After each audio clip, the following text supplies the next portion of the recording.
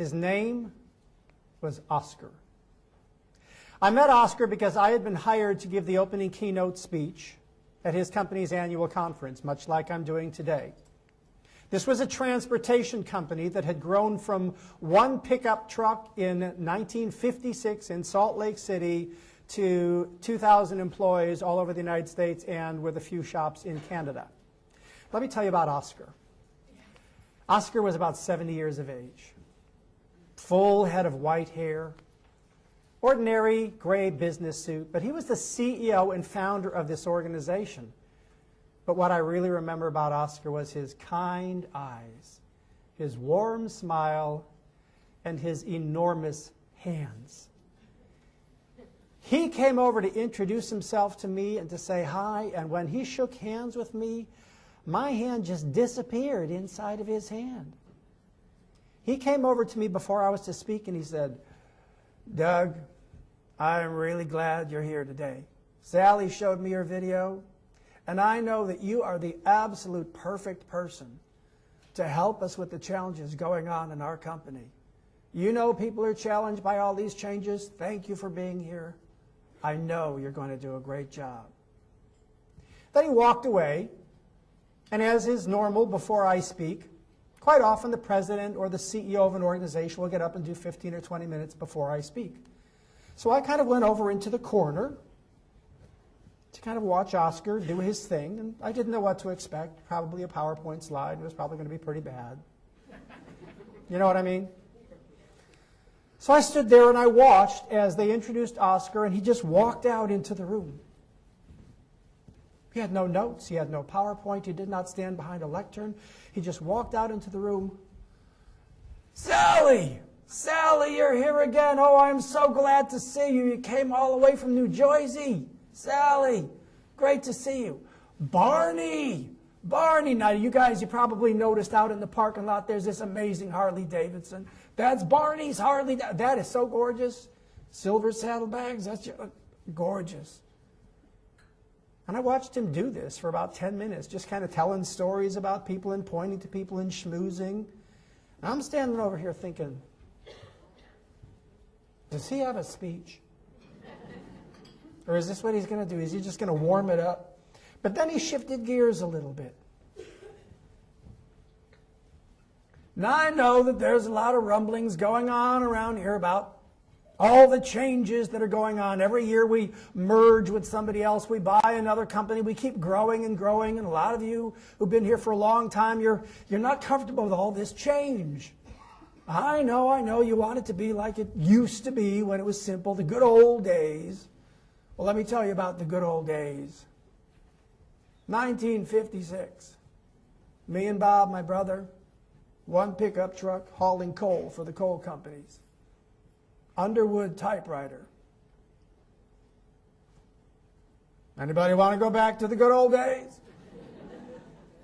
Now, we had a real advancement in the 60s, Smith Corona electric typewriters. Anybody want to go back to the good old days? Mimeograph machines? I still have blue ink on my fingers that I have not been able to get off since 1964 from my mimeograph machine. Does anybody want to go back to the good old days? And then he started to do this interesting little poll. So I want to have a show of hands. Who here has been part of this company during the first 20 years, 56 to 76? Who here is part of the company back in 56 to 76?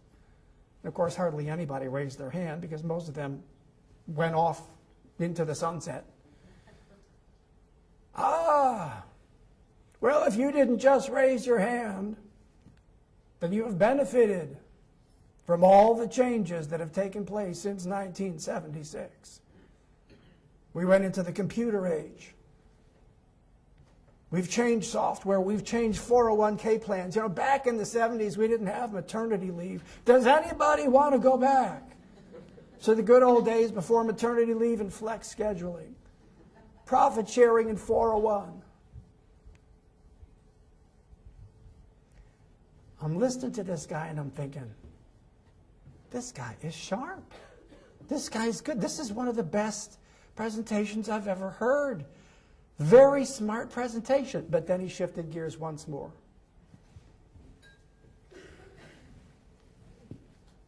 Now, many of you might notice that there's someone missing this year. My wife, Hazel.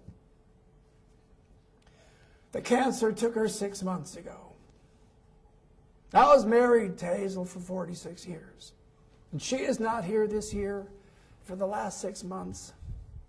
I have had to deal with a change that I did not want.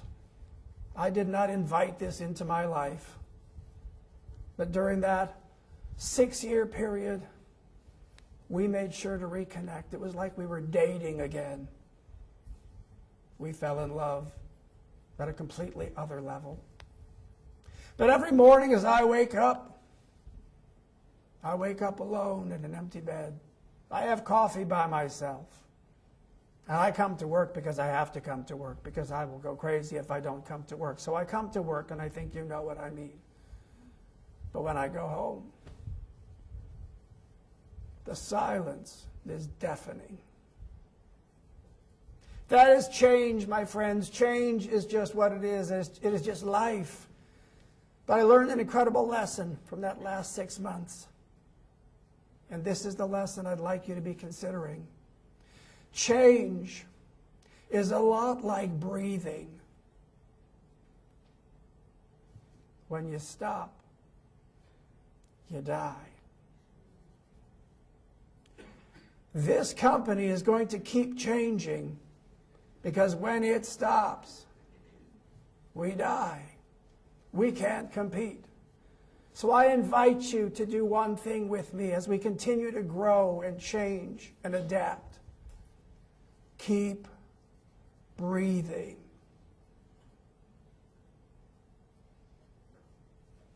And then he walked away.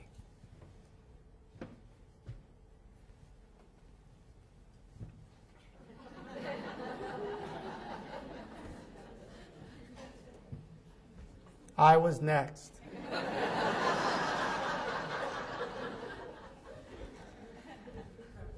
Normally, when I'm hired to give a speech, I'm the best speaker in the room.